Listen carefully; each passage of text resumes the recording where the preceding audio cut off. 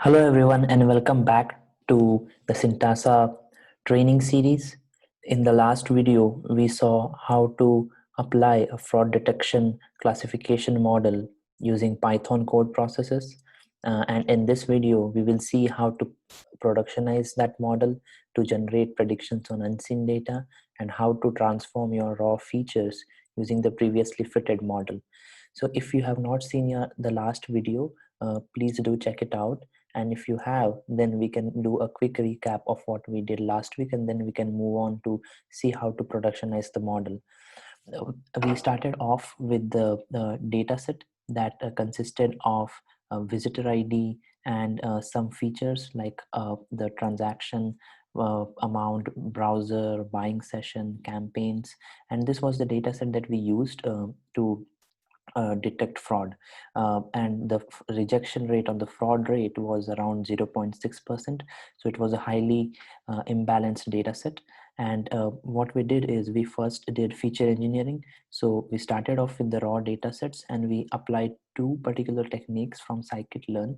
One is the normalization and another is one hot encoding for some of our features. So if you see the outcome of that, it shows you a table wherein you have the featureized campaign views, page views, quantities, cart ads, and also one hot encoding of the campaign field, like display, email, natural search, and so on. And the target variable, which is either 0 or 1, with 1 signifying that it is a fraud. Now remember that we had used 2 months worth of data to train our model. So after we did our feature engineering, uh, we also did a split, which is a random split of the data into 75 to 25 ratio, and we use that training data to perform our model training.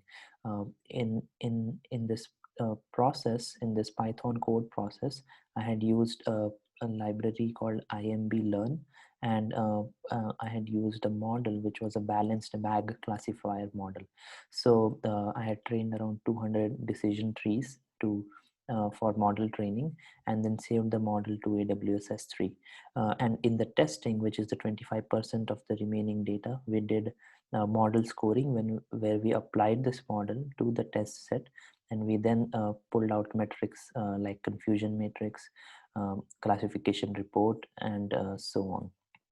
So in this video, what we'll be seeing is that how to apply this treatment models and the machine learning models to the new data set. So we start off again with the same data that we have, but this time this particular data is not seen by model, and there's a edge connecting from this table to this process. What it means is we are going to utilize that custom pipeline that we had built in the previous video, and then we are going to utilize that pipeline to again transform the raw features to numeric or vectorized formats. So what I do here is, this process is what I've called as featureizing unseen data. So this data is not seen by model.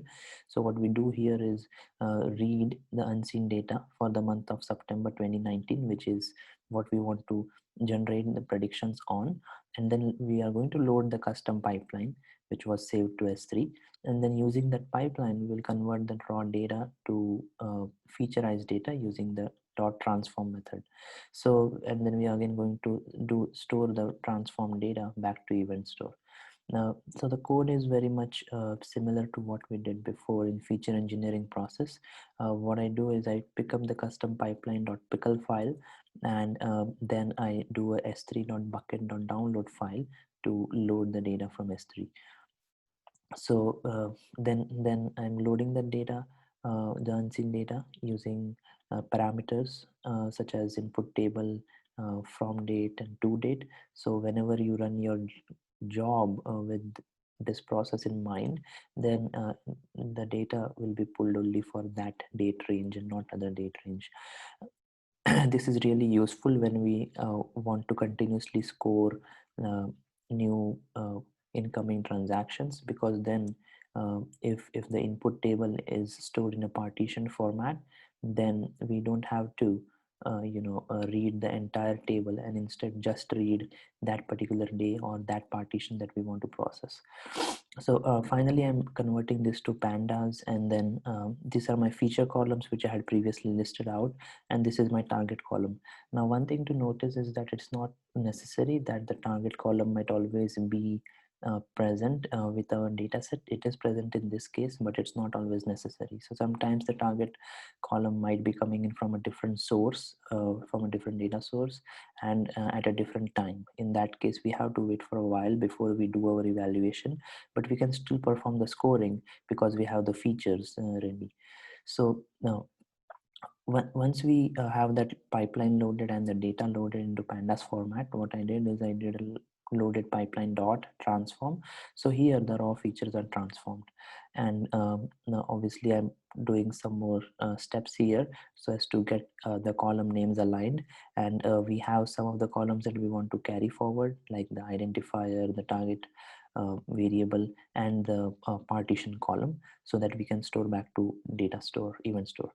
So now we are again converting that pandas data frame to Spark data frame at the end, with some cleaning in the naming of the columns, and then we are writing it back to event store using this Syntasa utility called write to event store.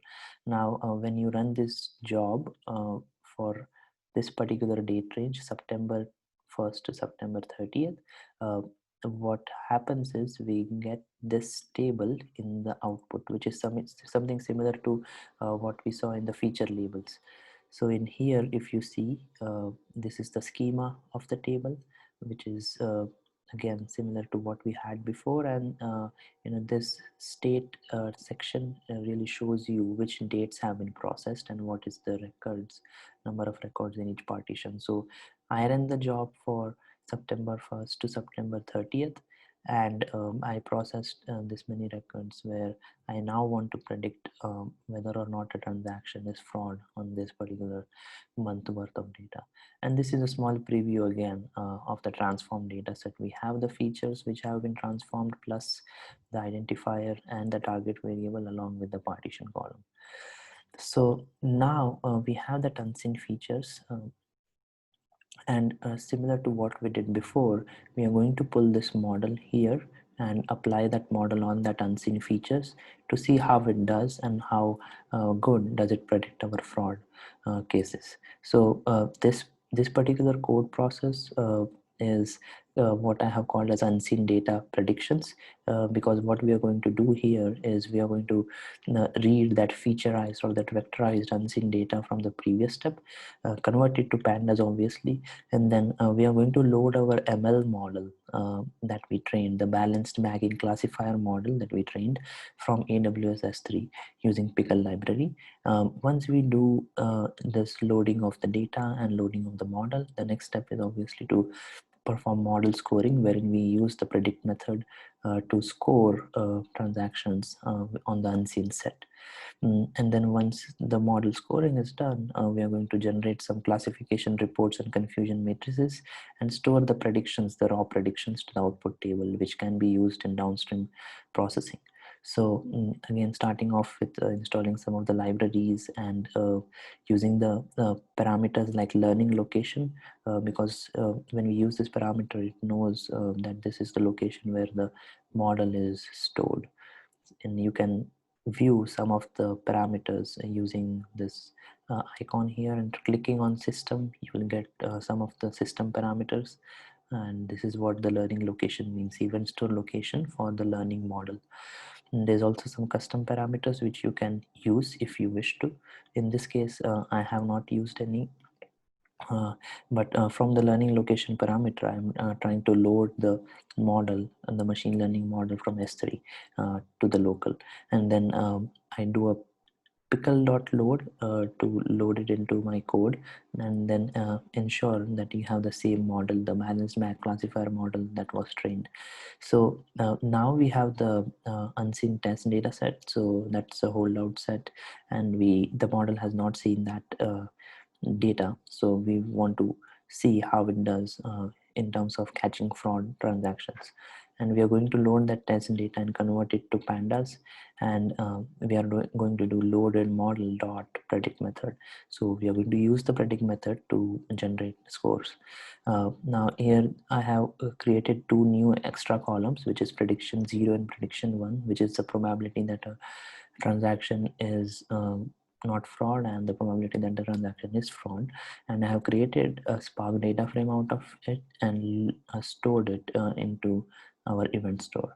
So and then I'm also creating confusion matrix from that predictions that the model has generated on this data, and then I'm writing out that confusion matrix to a table, and I'm also printing a classification report which shows you a detailed report of how much precision do we have, what's the weighted F1 score, and so on.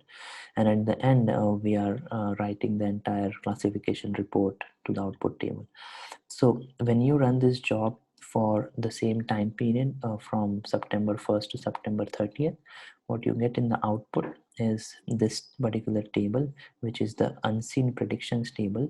And if you quickly just do a check on the state, it shows you that 30 days are again processed, and this is the schema. So it has those transform features as well as the identifier, the target variable, and the predicted label along with the raw predictions. So if I quickly go to the preview, you'll see the features and the identifiers, but here you'll also see the target variable and the predicted label, which is either a 0 or a 1, and the raw probabilities of transaction being non-fraudulent versus it being fraudulent.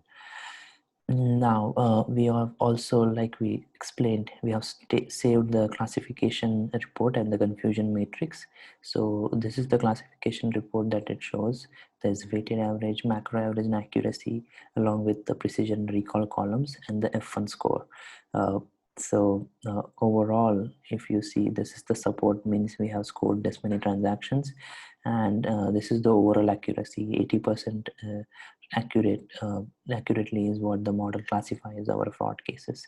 The recall on the fraudulent cases is high, but obviously it suffers with poor precision because there is a lot of false positives, and this is a very preliminary model. We have not done any hyperparameter tuning or any grid search optimization to improve our model, but you can see that roughly out of